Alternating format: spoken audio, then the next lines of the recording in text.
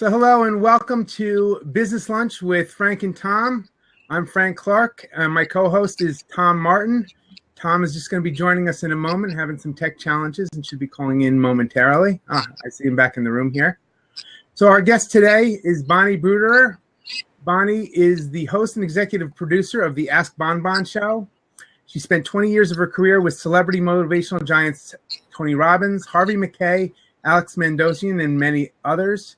She's worked as a coach in production, sales, marketing, event management, and also as a keynote speaker.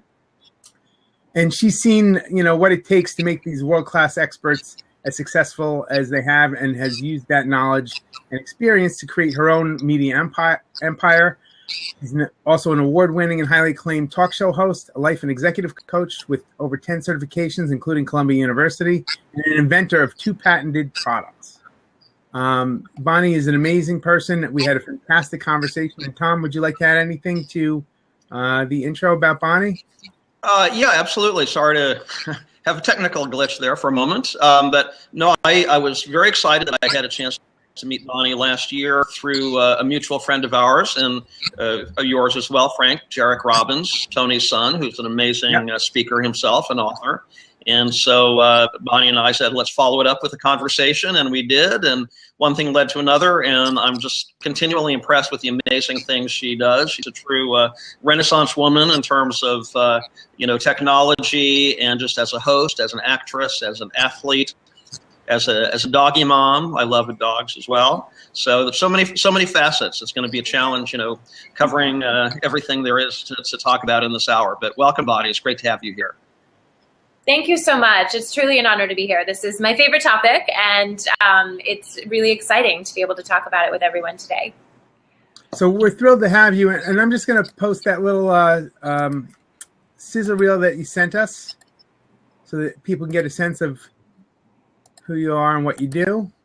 Sure. Hey guys, you enjoying this taxi ride? I'm Bonnie Bruderer, hosting the Ask Bonbon show, where every week we interview different thought leaders. Tantalizing interviews with everyone from top New York tech CEOs, quiet the cancer sniffing dogs, entrepreneurs, educators, philanthropists, war photojournalists, and pretty much everyone fascinating.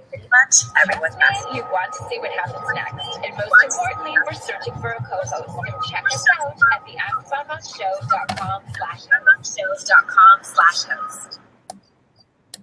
Excellent. So welcome, and thank you so much again for joining us today. I'm excited for this interview. I know Tom is as well. Why don't you tell us a little bit about your journey, your path into hosting live streaming TV? And we've got a little bit of a taste from your bio. Sure. Yeah. So, as you said, my background for 20 years, I was in personal development, and that truly is my passion. I got to work with all the top giants. I got to travel, literally, some of them in some cases, and travel around the world and really see the inner workings of how they built their brands and how they built their empires. And the great thing about that type of career is that when you're not on tour, you have time to be pursuing your own passions. So writing books, going to school, getting certifications. So as I went through those 2 decades, that's what I did, and that's hence the 10 certifications, and I authored 4 books. And my dream was always to do television. So I had a traditional education, a bachelor's in journalism with an emphasis in public relations. And I left that kind of personal development world and moved to New York 3.5 years ago, really to pursue that dream of creating a television show. And my vision was really to showcase all of these top thought leaders that I had met over my 2 decades in the personal development world. And so that's really how it started. Obviously, there was a lot more hard work and tears and pain and suffering, and right? I went into it. But a year and a half ago, I started with a pilot called the Ask Bonbon Show, and the name comes from Bonbon, my name, obviously. And ask is really the Socratic method. So me being able to ask these people, what makes you great? What makes your story important for the world to know? And we started in New York on the MNN network on the Lifestyle Channel every Monday night at 8.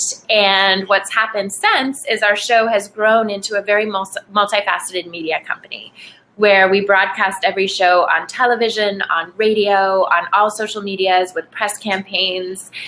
We have international distribution. We lead media tours, getting people on stages and in front of other national television.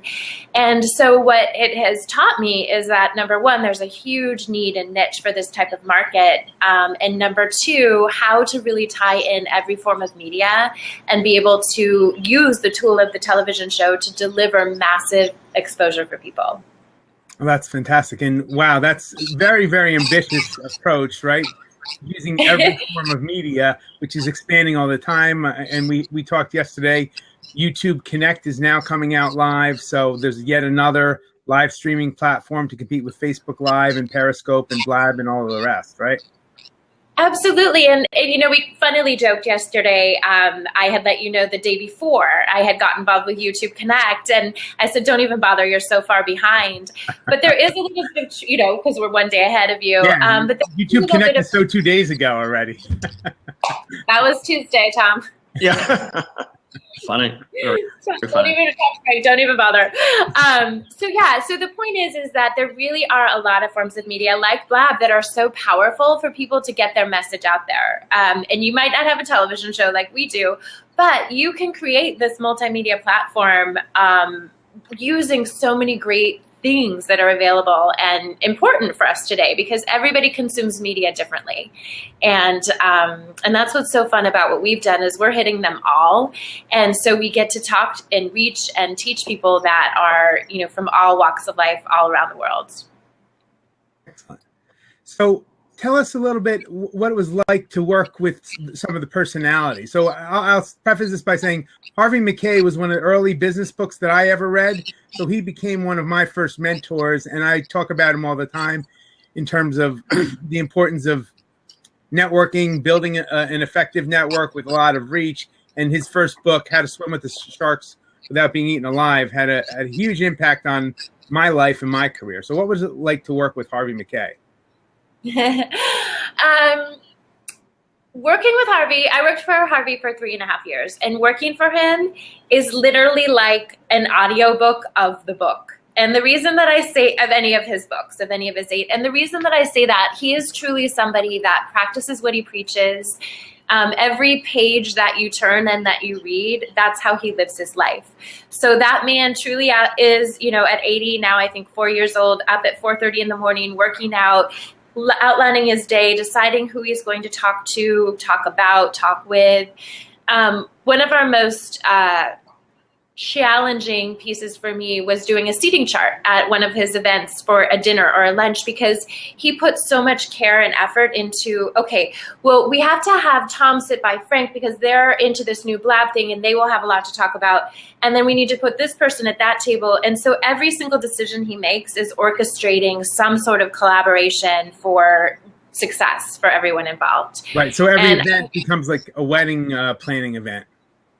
Yeah, I mean, everything, literally, even, okay, hey, we're heading into a coffee break here. Oh, for coffee, we need to get these 4 people. I mean, it was a nightmare in a fun way, I say that.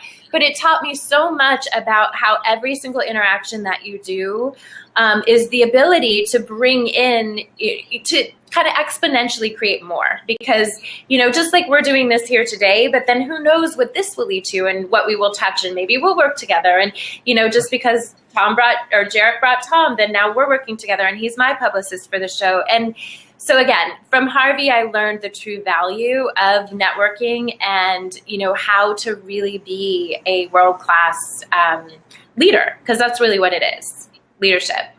Yeah, that must have been incredible. And then you've obviously hit another major thought leader with Tony Robbins. And worked for him for many years as well. So what was it like working with Tony? I know it's got you froze. What was that like? Yeah, what was that like? Uh-oh. Did I freeze? I'm sorry, I'm here. I'm sorry. Yeah, I got a little freeze there. Sorry. Go ahead, Frank. Can you hear me now? Oh, yeah. Yeah, we're good. Okay. So I know working with Tony Robbins must have been fairly intense. If you could share with us, what was that like for you? And I know you're coming back in. Another example, everyone always asks, what's Tony Robbins like? And they say, well, have you ever seen an infomercial? Yes, he's exactly like that. And that was really my experience all those years. It was very high energy. It was extremely motivating. You were living in an environment where people actually practice those principles. And it was a very, I feel so grateful to have had those mentors in my life and to have been able to work alongside people like that and be taught and mentored and coached. Which is why I think we're having the success we're having with our network, is because that's how I built my foundation. You know, I look at them, they're, in my opinion, you know, the handful in the top echelon of all the people in the world in that industry. And I was able to see and work with two of them, if not more. And so it was exciting. It was amazing. And I'm, like I said, very grateful for the experience. What was some of the best things that you learned from working directly with Tony Robbins and his organization? Really, that anything is possible. So if you can, I had no idea that was a thing. I grew up with Murphy's Law, anything that can go wrong will, don't get your hopes up, you'll just be disappointed. And I went to my first UPW, which is Unleash the Power Within, and I'm like, wait, what? I can just write down, I can dream it and then do it? Like, I've never heard, you know, aside from being at Disneyland, I'd never heard that before. And I took it to heart. I really, the first time, I always say he was my gateway. That was my gateway drug. But like, I literally took everything to heart and I wrote it all down. And I went back in my life and I started taking the vitamins and I started writing my goals every day and doing an hour of power. And my life changed dramatically. Like, it changed within a year. I went from making $18,000 a year to 100, and I started to compete in triathlons, and I had success in all areas. So I was like, I'm in. Whatever you say, I'll do. And, you know, I still do it. I wake up, the first thing, I'll sound like a crazy person. We lost you, Sam and Bonnie. Oh, can you still hear me? Yep. I can hear you. Okay, sorry. Okay. That was on my side again. You know, I'll sound like a crazy person, but in the morning I start my day, I roll over, I talk to little Ginger, I say, today's going to be amazing because, and I outline what we're going to achieve that day. She just looks at me like, we're going to the park, right? You know, but I talk about the contacts we're going to make and the influence we're going to have on people with the show. And I literally go through my goals, and that's something I directly learned in working for him. So I really, you know, the principles are amazing if people do them in their lives. Right. And Tom mentioned to you the other day, I interviewed Sean Purdy, the CEO of Blab, here a couple weeks ago on Startup Con Live, our conference that we do online all about startups. Sean is also a big believer and follower of Tony Robbins, and he also starts his day in a similar way. So the guy who created this platform that we're here on now talking to each other was created by somebody else who was inspired by Tony and went on to create this, you know, partially out of a result of his new approaches to life, and he's managing the company based on things that he's learned from, you know, having studied with Tony and so forth. You know what's interesting is that I feel like, so I got involved with the Robbins organization in 1995, and I feel like at that point in time, because we hadn't had the more recent recession that we just had, there was a little bit of that like, oh, does it really work? And he's a little too pretty and bouncy, and I felt like I came from this defensive place always, like, oh no, it's good stuff. And then all of a sudden, when everything changed, you start to hear these people like coming out of the closet. You know, the creator of Salesforce is a big vision boarder and Tony Robbins fan, and Oprah Winfrey, you know, who's my personal idol, and all of these people now are coming out that, oh yeah, we've been doing this for years. Who was the one that you said was your personal idol? I missed that. Oprah Winfrey. Oprah, okay, Oprah, yeah. Obviously, you know, and so I find it so interesting, and I'm so happy that that's now the norm, you know, because people that are creating things like this technology, that's how they do it. They do it by, you know, implementing principles like that every day that do work. So that's what we do. Our whole company, I make everybody have a vision board. I make everybody have their daily goal sheet, and we go over them and what are we going to create and what forms of new media and how are we going to do this. And it's powerful when you have everyone aligned from that mindset. Right, absolutely. And obviously that's how Tom and I met, was also through that connection. So we're creating something here again as a result of that.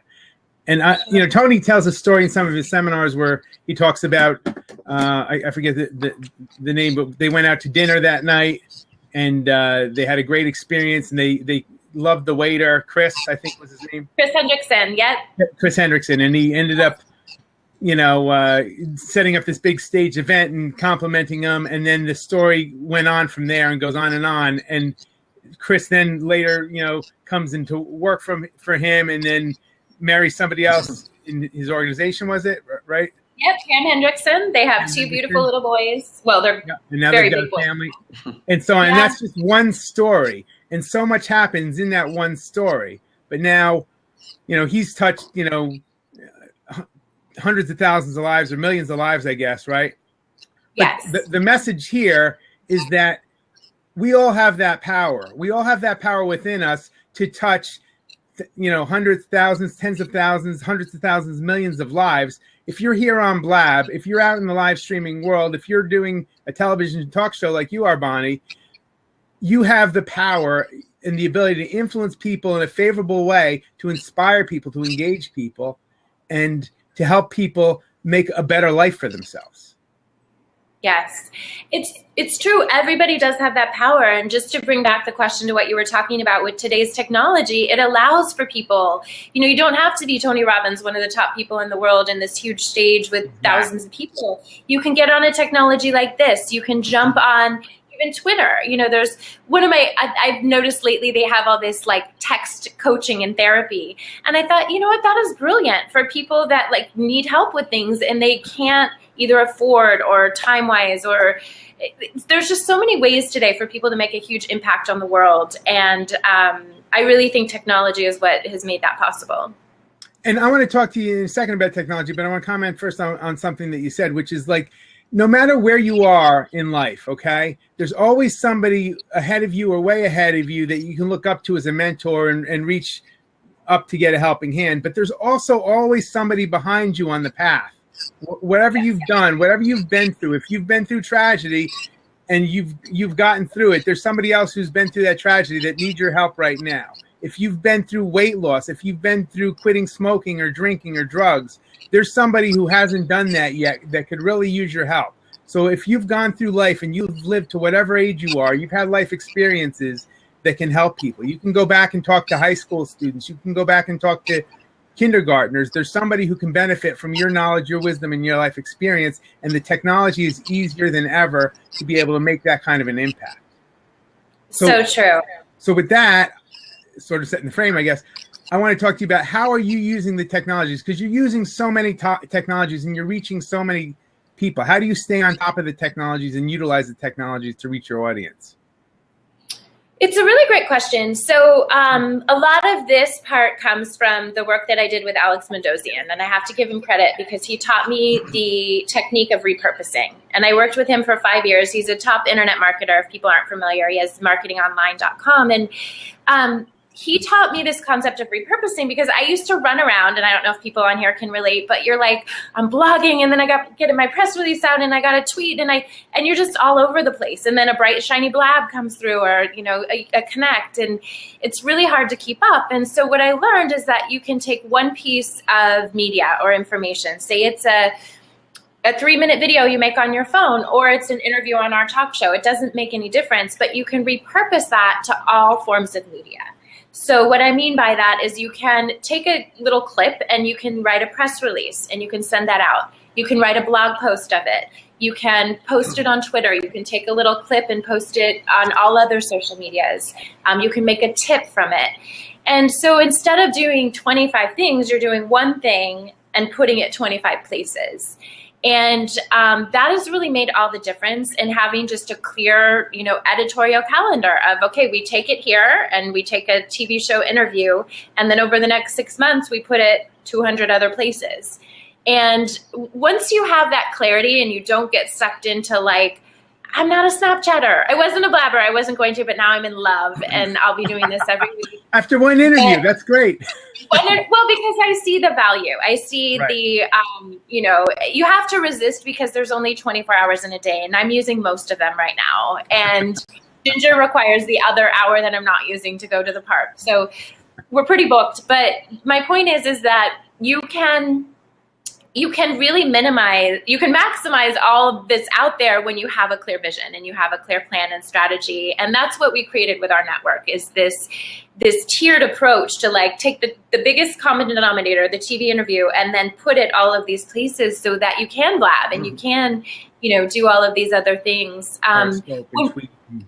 Yeah, and Tom was just a guest on our show giving hot publicity tips the other day, and he got to experience that while we're filming the show. We're also filming for Facebook Live. We're also filming drops for other shows. We're also doing a live Periscope broadcast. It didn't require anything from him. He was just sitting there giving his wonderful wisdom. But then simultaneously, our team behind the scenes were creating 5 other pieces of media from what he was saying. And that will be used over time. We've already started to post that on different medias and to start to drum up exposure. But yeah, that's really the key is taking that one thing and then repurposing it in every type of media. I love that, and that's fantastic. And a lot of our audience, I know, follow Gary Vaynerchuk, who wrote the book Jab, Jab, Jab, Right Hook.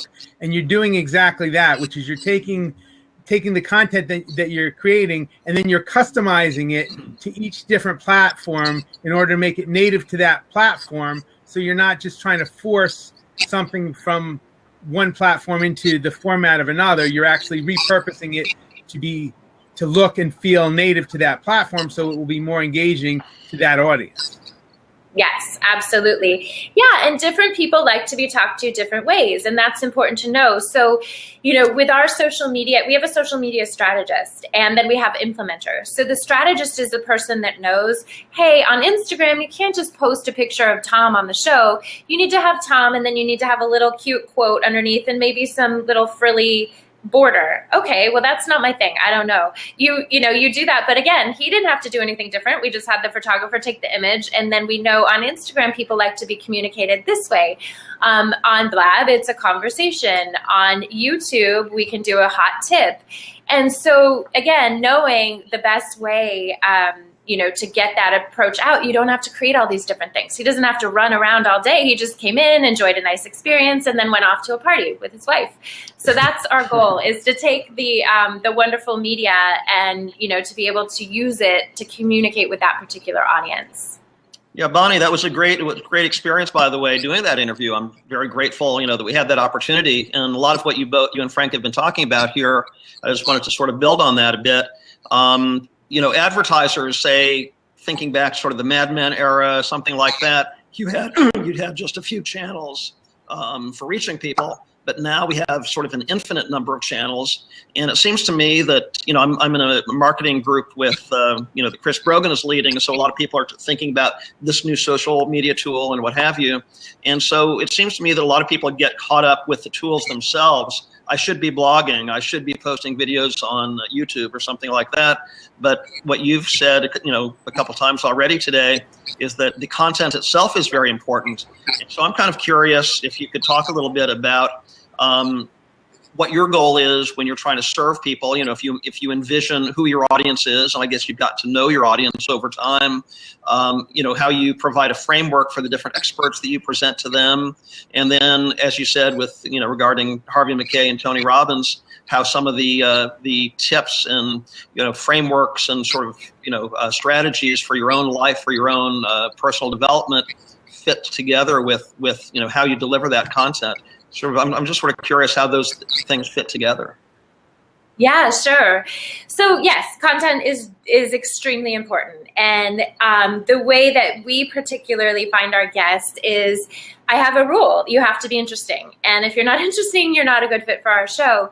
So that opens us up very broad, right? Because you could be Tom Martin, one of New York's top publicists, and you have these great tips. You could be Wyatt, the cancer sniffing dog. You could be Mr. Ferrari, the famous taxi driver. And you're all interesting. And so we put you on the show, and people always ask, and I'm going to tell on myself, and I'm so sorry, but they say, how do you prepare for all of your shows? How in the world do you manage that? Because as you've seen, Tom, we do 6 interviews at a time, and it's rapid fire, and there's all this other stuff going on. And truly, the way I prepare, I do research people. Of course, I look up, I see what your specialty is, and then I let it go, because I trust that we are going to have a conversation just like we're having right now. We didn't really prepare for this. I got the tour. I understood what Blab was. We didn't say, okay, then I'm going to ask you this, and then you're going to say this. I believe that an authentic conversation is what people respond to best. And that's really what our show is. I give people, thank you for the props, but it's true. It's, I want to have a conversation about you and who you are and why the world needs to know about you, because that's truly what makes you interesting. Yeah. And Funnily, I'll tell you, I'll be honest again, and hopefully he's not watching, but the only interview I've ever prepared for was Derek Robbins, because of course I was nervous. This is someone, his father has been a father to me and shaped me and a business mentor. And it was probably one of the worst interviews I've done because it wasn't coming, I made an error in something that I said, and it was just funny because I realized like the way I prepare is I just trust that we've attracted the best people, and then we have an authentic conversation about what makes them amazing. Yeah, well, I think your authenticity comes through, and Tony is always talking about passion, and your passion for doing what you do. I mean, I don't think you could do all those many things you do, international traveling and top athlete and so on, if you didn't have that quality of passion, like to level 100. But I think that everybody has that. I don't know if you would agree with this, but I think that everybody is passionate about something, regardless of your educational degrees or, where you live around the world. It's almost like people have lost the ability to listen these days. And what I love about your show is that you really give people that platform to show you what they're passionate about, and you do provide an opportunity to listen to them. And I think I'm sure you get lots of great feedback for your interviews because those are such important qualities, I think. Thank you so much. And yeah, it is. I mean, that's the best part of my job. Everyone is so flippin' interesting. They've got these stories of where they've been, to Frank's point. It's like everybody has had struggle, right? And we always see the polished approach because if you create success, it's because you've got there, but you never see what happens geting there. Pretty authentic. I'm pretty straightforward. Like there were definitely times in the first year, and hey guys, we're only a year and a half old, so you do the math. When I would be out for a run and I would be doubled over because having a panic attack because I didn't know how I would pay the overhead or the staff, but I just knew. I knew that we were going to become this huge success. And, I would be in tears and sobbing to my best friend, Amber Salisbury. She's like, honey, I never worry about you. You just pull it out. And I'm like, I need $10,000 tomorrow. This is it. Like, I've finally done it. She goes, call me tonight. Like, you'll have it. And I would course correct and I would figure something out, and then the tables would turn and we would go to the next level. But anyway, I feel like that has to be told because it's the truth. And any entrepreneur you talk to that hasn't been there, either they're a trust fund kid or of another way to get, to any level of success. No, it's very, very inspiring. Yeah. I've met some trust fund kids, and it's not always a picnic being a trust fund kid because there are so many other issues that come up. Even if you've got unlimited money, life will get in the way and come up. Things are going to happen to you. Exactly. And I think that is part of what makes the fabric of me and my show and wanting to do this is that I have had a lot of struggles. I didn't have the best childhood. I lost a parent at an early age. I had to be responsible for kind of raising a family. I had major health issues that I completely overcame. But that makes me believe like you can do anything. You can persevere. You can move forward. And I've worked since I was 11, and I've never been given money. I've never been given, except for my parents did support in college partially, and I worked. But I just feel like if you want something, and again, to your point, it doesn't have to be a TV show. It doesn't have to be that. It can be anything. But if you believe in something strong enough, and this, to Tom's point, to answer your question, this I got directly from Tony and Harvey. If you believe in something and you're willing to do the work, that's where people get stuck. You can truly create anything in life, anything. Yeah, no, that's very, very, very, very inspiring. Do you have any advice for the entrepreneurs on our blab right here today, or who are watching the replay, as far as they have a vision, they know they have something they can share with a wider audience? Are there certain steps they should take? I mean, that's sort of what you did. You won an award for one of the best businesses in San Francisco, I remember. And so you had a vision. You talked about the value of vision boards and so on. But for entrepreneurs, sometimes it can seem overwhelming because it seems like you're doing a million things, different tools and traveling and, but what's your advice for other entrepreneurs? Really, 3 key things that I've learned over time. Number 1, don't quit your day job. And I see that because entrepreneurship is tough. And unless you have the backing or the funding, where I see a lot of people go wrong, and I was an executive coach and a life coach for many, many years. So I've worked with thousands and thousands of people, is when you really, you have that passion, you have that vision, and that's great and that's needed.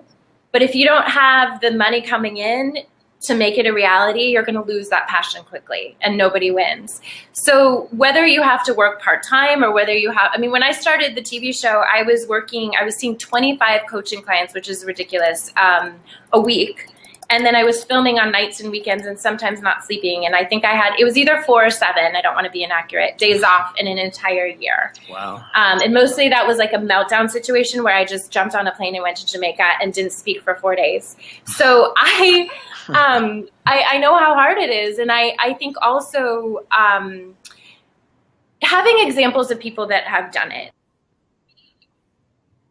So for me, it was. I think we froze up.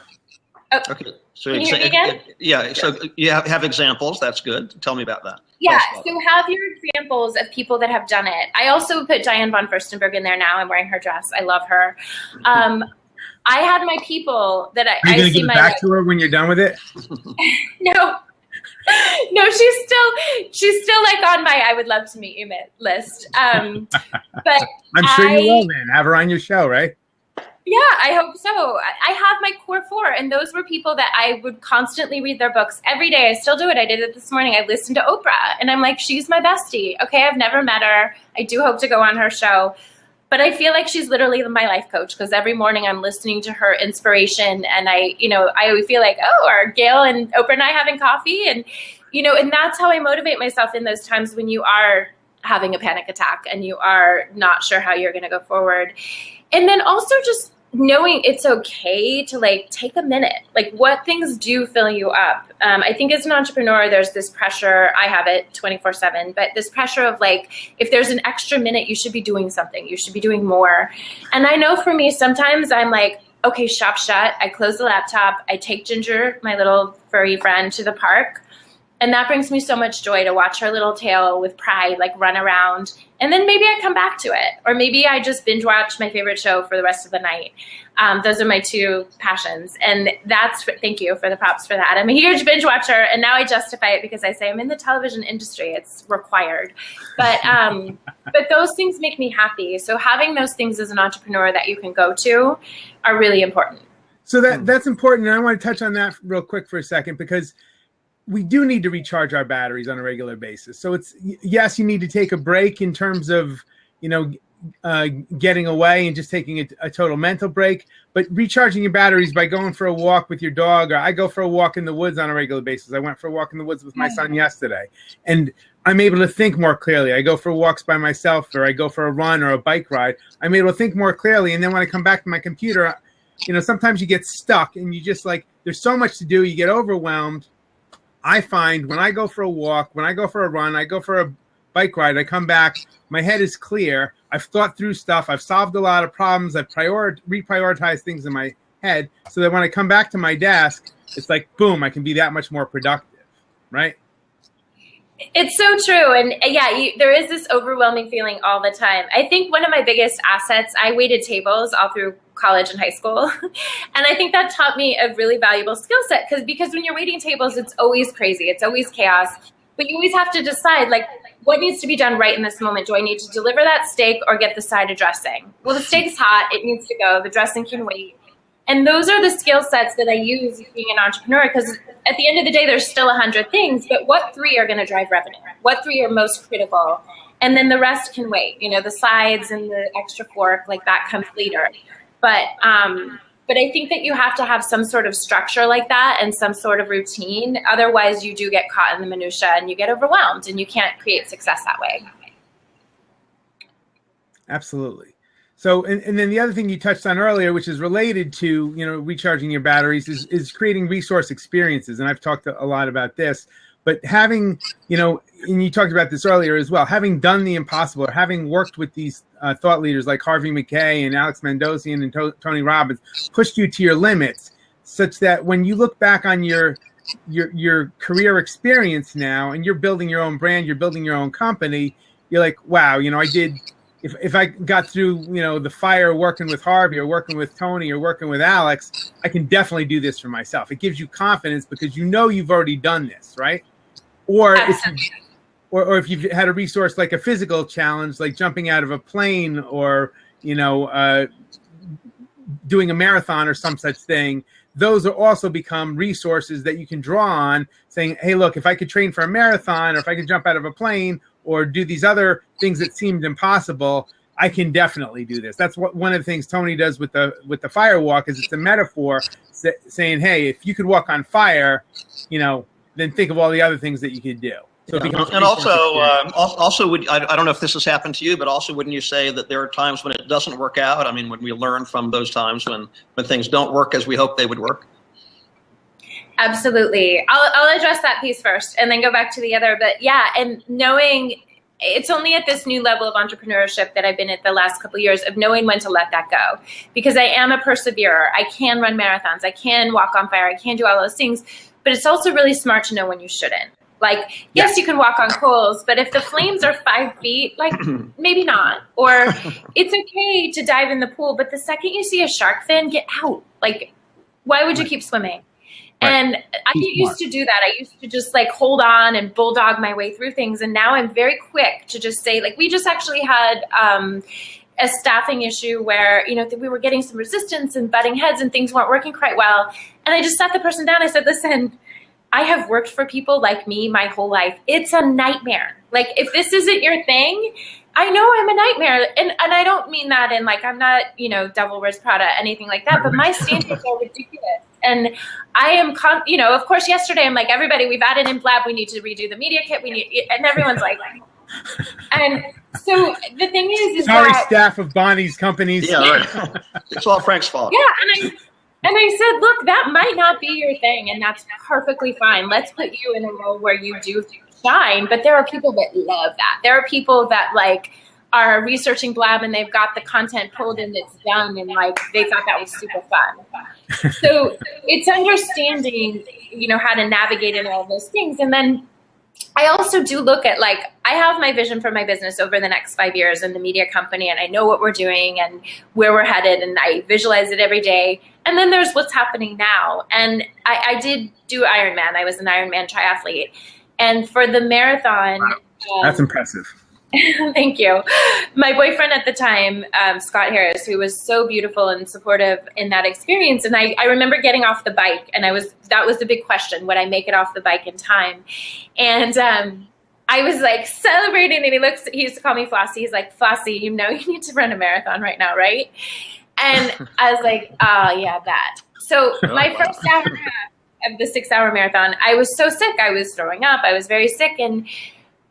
But my thing is like, quitting was never part of the equation. Like, it was never a conversation. It was never an option. So I was going to keep moving forward. And then, you know what, by hour 2 in this marathon, I was fine. And it was just a very long day. But my point is that that's how I look at business. There are going to be those moments where I am wanting to get sick and things are hard and you have to push through. And that's what I always look at as the finish line as an entrepreneur. That's why I share this story, is like, always know where that finish line is and what you're willing to do to get there.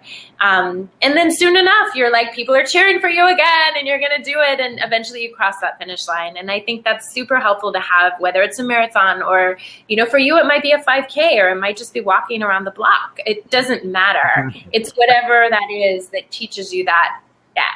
Along those lines, I don't know if this relates to you. This is sort of a challenge I've dealt with, recently, is perfectionism. A lot of times I've felt in the past I've been sort of paralyzed by being a perfectionist, and I think there's one thing to have, a high standard of excellence internally. I know it can be better. I'm driving towards that, sort of like the Ironman.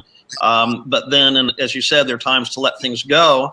But there's also sort of an in-between time. Do you have that challenge also about perfectionism, or have you learned to really get things done, get it out? Because everything you do is high quality, no question about it. Thank you. Yes and no. So I definitely quit being a perfectionist a long time ago because it's really hard. And I really didn't enjoy it anymore. People always say, are you going to do another Ironman? I'm like, hell no. I have the medal. Why would I do that? You froze up on us, Bonnie. Like, that was really hard. different. And I put the same passion and intensity into the goal.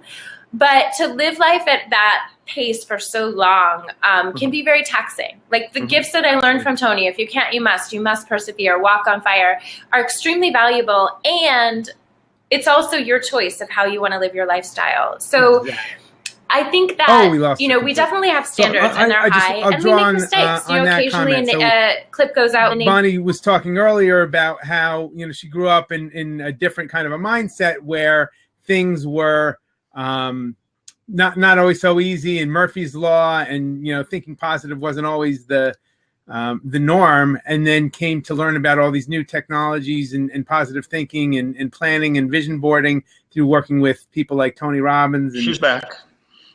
Almost back on mine. So what's important to realize, the wisdom I think that comes through the years, is realizing that, Murphy's Law is going to still be there and is going to take over, and probably at the worst possible times, right? And you have developed now resiliency from, having these resource experiences, by having the ability to take breaks in your day. So you learn that, yes, things will go wrong and you can recover from them, and it's all going to work out in the end. You're going to get through it. Yes, exactly. So do you have Bonnie on your screen yet? I see her logo pulsating here. I see the logo coming in, but you may have to try again, Bonnie. Give it another second here. Okay, I'll send her a text message. You know what, Bonnie, I'm gonna kick you out and let you refresh your screen and then try and call in again, please. So while Bonnie's dialing back in, I just want to give a quick shout out for those of you joining later aren't familiar with this show. This is my co-host, Tom Martin. Tom is a PR expert and has worked in broadcast journalism, television journalism for his, most of his career before that, working with shows like Good Morning America and Diane Sawyer and people like Charlie Rose and Charles Carroll. So Tom's responsible for getting Bonnie on the show and has also lined up a fantastic interview for next Wednesday's show with Chris Brogan. For those of you guys out in the Blabosphere familiar with Chris, that's going to be a fantastic interview. So yeah, join us for that. But no, we're getting so much out of this conversation with Bonnie. It's, so how about some huge props for Tom for setting these conversations up, guys? Thank you, everybody. No, I love this community, and we learn from one another. So I know we want to get to your questions also. So let's sort of reconnect with Bonnie here. And Frank, while we're waiting for Bonnie, you want to tell people about your work as well? Sure. I'm a serial entrepreneur and a coach and consultant for startups. I am the creator and executive producer of Startup Con Live, which was a live streaming event that we did here to really bring world-class wisdom to people out here on social media about what it takes to build and grow a startup company, what it takes to succeed as an entrepreneur. I am the co-founder of Cytosorbents, a medical device company that's publicly traded on the NASDAQ. I recently had the good fortune to ring the opening bell back in December with that company. I am also co-founder of Game On 365 Sports, where we're building a real estate development company where we're building a sports facility in Westchester County. All impressive stuff, yeah. And for those of you in the New York area, Frank is also. Okay. I'm back. She's back. Okay. Welcome. Well, we had a chance to talk a little bit, so welcome back. Okay.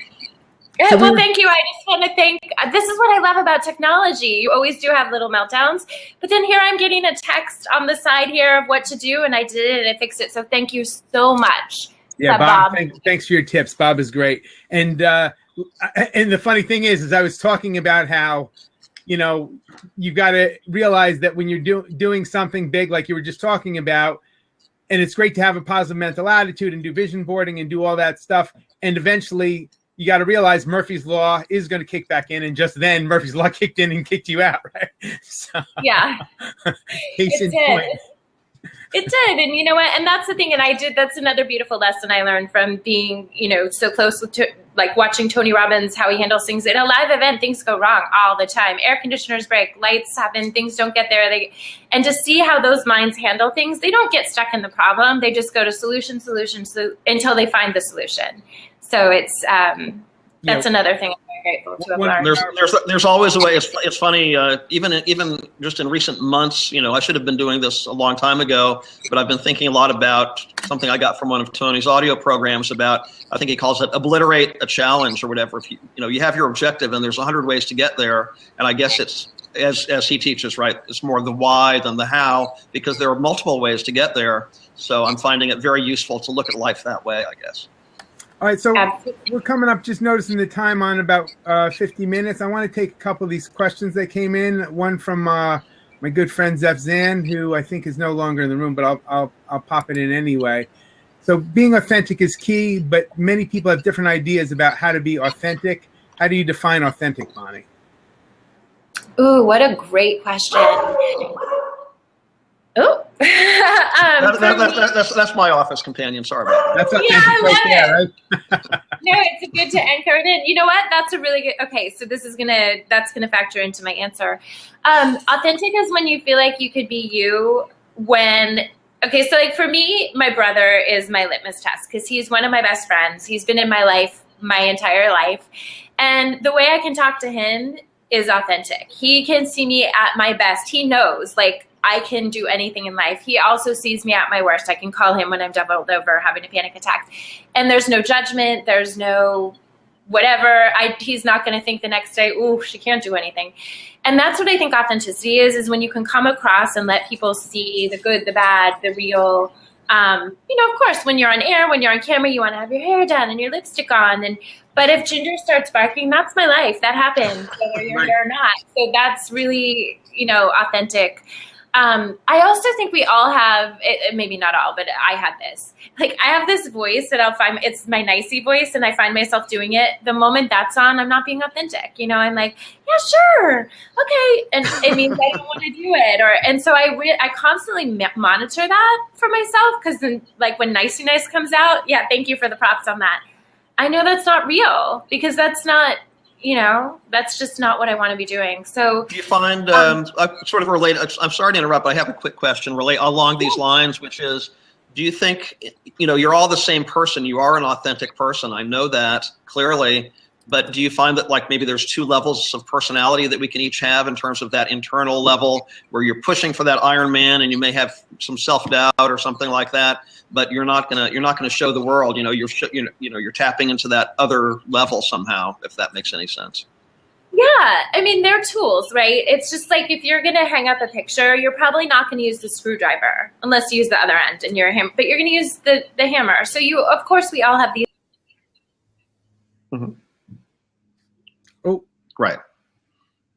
Froze up again. Sides and facets. Selling media and the distribution, all that. I'm going to bring it. I'm going to bring my sledgehammer, my jackhammer. I'm going to really, but if I'm just having like a nice blab with you guys, I'm just going to talk about what we like to talk about. And that's interesting. So yeah, and I think it's all authentic. I think all of those things, it doesn't mean that one is inauthentic. It just means you bring the right tool, when it's needed. Right. That's good. Thank you.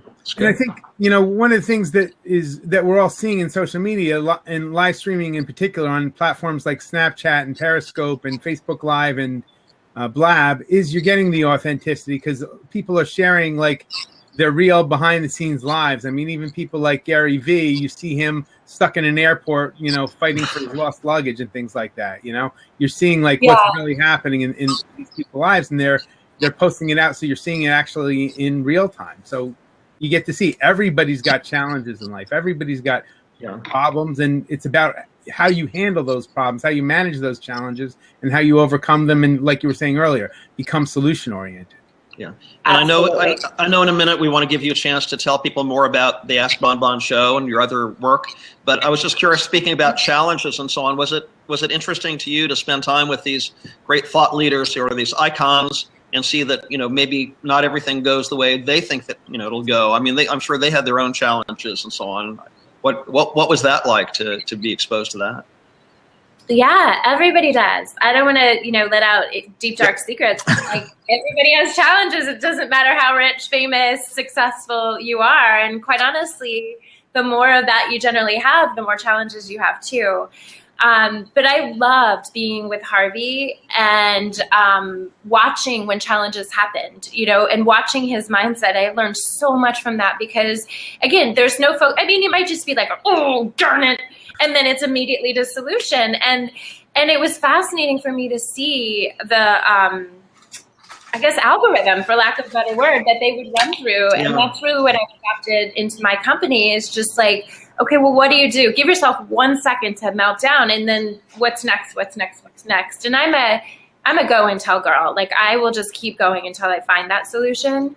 But that all that wasn't natural or taught. It was taught, but it wasn't natural or like upbringing. It was very much taught and learned by those giants. Yeah, interesting. Thank you. And I want to just bring in, Bob had a great question, and I know a lot of people out here in the Blabosphere, this comes up a lot, but I get the interviews and the talk show portion, but what is your advice on monetizing that format? So you've done, I think, a fantastic job at that, and your expertise would be great on that question. Yeah, thank you. So yeah, monetization is critical. For us, it was a little bit of an accident, and I'll explain why I say that. It was a very on-purpose accident. My initial idea for the TV show was to use it as a marketing tool to promote my books and services in online university called Join Create You, which what happened instead was that the show became the thing. So the moment I realized where the value was and the potential was, I had to figure out a way to quickly monetize that. And it was never... Oops. That was never the plan. And I'm giving you an example of a TV show, but you could use this for anything: a book, a product, a coaching hour, whatever your business is. But what I realized quickly is that the only thing that would be valuable to someone that would want to come on the show is exposure, is people that were watching. So I had to quickly create a massive, massive community, and I'm talking like in the millions and millions of people, so that we could validate charging a fee to produce their show and to air it in there. And so that's how I approached it, at looking at what is going to be of value for the people that are coming on the show. We already know what the viewers are going to find valuable. We've got that, but the missing piece was, how do we, with good faith and integrity, charge people to be a part of this process? And so that was our model, is that we have a production fee, and the production fee produces a segment and then airs it on television, radio, press, social media, online, you name it, we do it. So it's really important to understand that piece and to make sure it's doable, because that's what's going to determine your success. And you have to figure that out, whether it's, say you wrote a book, and I think it would be helpful, Bob, to understand what your product is, but if you have one particular thing, find out what technology is going to allow you to do that. Maybe you go on Blab. We're just going to use the book example. If you're an author, maybe you go on Blab and you do a weekly conversation with somebody, and then at the end you're pitching your book or you're recommending your book. And it's really, again, having that vision of what's going to be of value to that end consumer, and then what can you charge for that. Fantastic. Thank you for taking that question. So yeah. I think we want to give you the opportunity at this point to tell people how they can learn more about you. Yeah, so I just posted a link, which is our YouTube channel. So anyone watching, we would love it if you can subscribe to our YouTube channel, which is youtube.com/The Ask Bonbon Show TV. And there you'll find over 300 episodes, interviews that we've done over the past year and a half. And if you're interested in being on our show, as I said, what we do is we create a television interview. We film here in New York. And then we play that television interview on television in New York, Los Angeles, San Francisco, Chicago, Sacramento, and Phoenix. Those two are new cities we've added. And just to give you an idea, we reach about 5 million homes with the TV distribution. Now, I'm talking old-fashioned TV. You have to turn it on. You're going to watch it in your living room type of TV. So it's very exciting. And then we convert it to a radio show. We post it on 4 radio networks. And then, as I had explained earlier, we convert it into every form of media. So we write press releases. We write blog posts. We feature you on some of our partners like She Knows Media and Blog Her and Footprint TV, so that over the next 6 months, we're going to continually get you more and more exposure for your message and your service. And really, as you heard, our requirement is that you're interesting. And what I found is most people, if you give them 5 minutes, can become very interesting. Once you start asking about their story and their struggles and their passions, they become interesting. So we have all kinds of guests on our show. And if you're interested in being a guest, you can find us at the askbonbonshow.com/bookings. That will tell you everything that you need to know about the process. Our producers are amazing. We've been so blessed. We have people from NBC, CBS, BET, Comcast that produce our show. Wow. They actually come on their day off to work on the show. It's a huge, huge honor. Yeah. Peter Rotundo from CBS, he produces the Sunday morning show, and he works with Gail on the morning show every morning.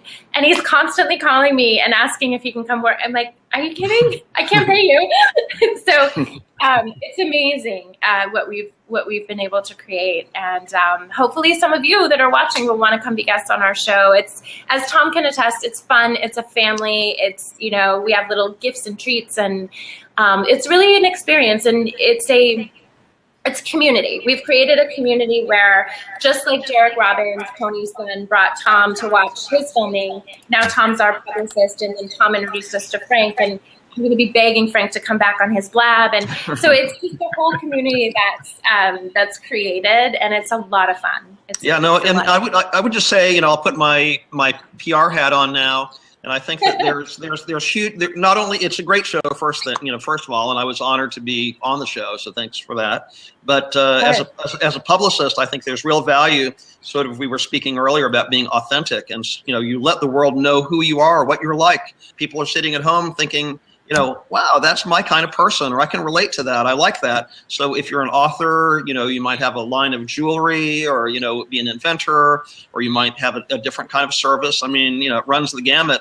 But people are interested in fellow human beings. We all are. That's why we're here right now, So I think Bonnie has created a beautiful showcase with an amazing and a really impressive distribution network. I mean, I know people talking about, social media tools and so on, who are very impressed, as they should be, with what she's created and sort of cobbled together to serve her clients. And then the people who are on the show, they have a chance to show their personality, and that really does result in sales. I mean, you might, as an example, I don't know if you can talk about this, but I understand that you and Frank have an old friend in common who was featured on your show, and it just had an explosive growth in her business, right?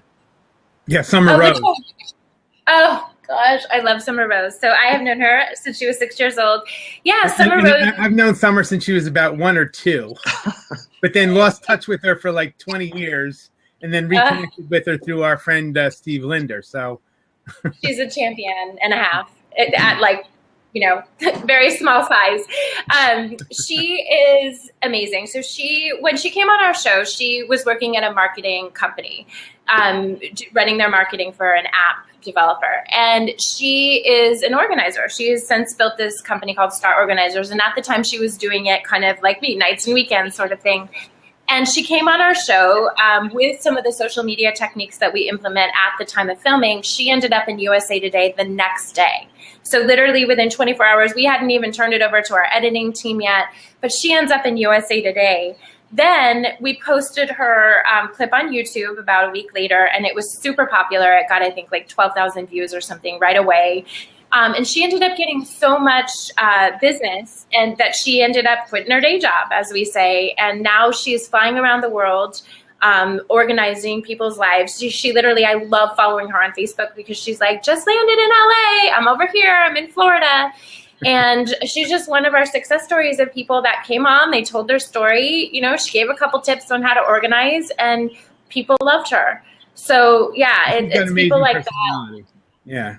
Yeah, and we've had. It's a great example of what's possible. So I love that story, and yeah. And I love the story you were telling earlier, Bonnie, just about the producers and the people who are working with you on production of your show, and high level quality production, because that goes back to what we were starting at the beginning of this show about the power of networking, because you've met these people in other contexts, and then you bring them together for this project, and they love working with you. So it becomes something where they're volunteering their time because they just love working with you, and it creates a wonderful ripple effect. It is. You know, the day Tom was there filming, Judy, who I mentioned, Judy Stokes, one of our producers, she comes in, she's like, oh, I'm really tired. I'm like, why are you tired? She goes, oh, I've been filming the NCAA tournament. I've been working around the clock, filming around the clock. And it gives you the chills. You're like, wow, that's real and big and humongous. And you just came here on your day off to film this. This is pretty special. Exactly. So yeah. It's all the human. It is. It's true. And people want to be a part of something. And again, I think that's why we're experiencing. People are looking at the screen or this screen and they say it's impersonal, but it doesn't have to be impersonal. I love the exchange of ideas and friendship and connection that we have. There's such wonderful potential for all of that, I think. Absolutely. Yeah. And, we like to take the offline online and vice versa. And so it's like we take these friendships and connections that we have online, and then we bring them together, and we have even parties. We do a lot of like scavenger hunts around the city and bring in our guests. And it's just a lot of fun. It's a great platform to, as Tom said, tell people stories and create relationships and create success for people. Absolutely. No, and this has been fantastic. I want to mention that you have put together an offer for our audience here for people who want to connect with you, and I think the media kit. Do you want to talk about that? Yeah, absolutely. So do you mean just the link to the media kit, or which? Well, I am posting the link to the media kit here now, but you were talking about a discount for people if they want to work with you. Absolutely. So Frank just posted our media kit. You can click on that. I think it has about 18 pages. It walks through our whole distribution model and everything that's involved there. And then for anyone that's a part of this blab, just as a very special thank you, because it's my first time, and thank you for all the props. I love it. It's so much fun. I'm addicted. Thank you. There's some more. Anybody that wants to participate and be a guest on a show, we would like to offer a $500 gift off of our media package, which is super reasonable. It's $2,500 only, so it would just be $2,000 for you. And we will produce your segment. We will edit and give you a copy to use with your media. And then we will air it on the television, radio, social media, and press campaigns that we talked about. So just go to the askbonbonshow.com/discount. And you can just register there. What will happen next is one of our producers will contact you within 24 hours. They'll start to prep you, give you all the information that you need, and book you into your segment date and time. And from there, we'll let the fun begin. Yeah. Excellent. Well, thank you so much for offering that to our audience. We really appreciate it. Of course. It's my pleasure. Thank you so much for this opportunity today. Oh, our pleasure. It's been fun. I hope you can join us again sometime. I know you're doing a lot of international traveling, but when you get back from your travels, or maybe even from the road, but we'd love to have you on again sometime. I would love to. I do. I leave in less than 24 hours for Russia, then France, then Bahamas. So as soon as I'm back, I would love to be back on Blab. And we want to have you guys back on the show. Frank needs to be on the show, and we can have you there, and then we'll have someone blabbing from the side. We can bring everybody. That's the great thing about TV. Everybody watching can come with us and experience with. The next one we'll call Building Your Multimedia Empire, right? That's right. I love the word empire. It's so much fun, and especially with Star Wars coming back, this last year, it's just like such a fun word to throw out there. Exactly. Okay. Well, thanks, Bonnie. This has been great, and thanks, Frank. I appreciate it. And a big shout out again. Thank you so much, Tom, to you for reaching out and getting Bonnie as our guest. I really appreciate you and what you've done and what you're bringing to this show. And thank you also for setting up the interview with Chris Brogan next week. I'm going to post that link up for people who want to join us next Wednesday at noon Eastern Standard Time. Tom has scheduled an interview with Chris Brogan, who's a thought leader, podcaster, marketing, social media expert. So you guys definitely want to tune in for that. And I just posted the link for that as well. Yeah. Well, I love how we're growing a community, building a community here. I'm very inspired by you, Bonnie, and I'm thrilled that you're part of our team, so part of the community. Thank you so much. I'm so delighted that we got to meet, because I'm looking forward to how we're going to take this and network into bigger and better things. Absolutely. I am too. Thank you both so much for this opportunity. And thank you so much, everyone, for watching. It's been so much fun. Yes. Okay. Thank you for our audience for coming out here. Thanks for everybody who popped in with your questions. We really appreciate it.